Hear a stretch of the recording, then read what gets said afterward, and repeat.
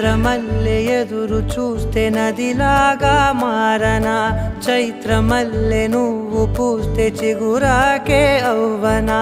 నన్నే వరించి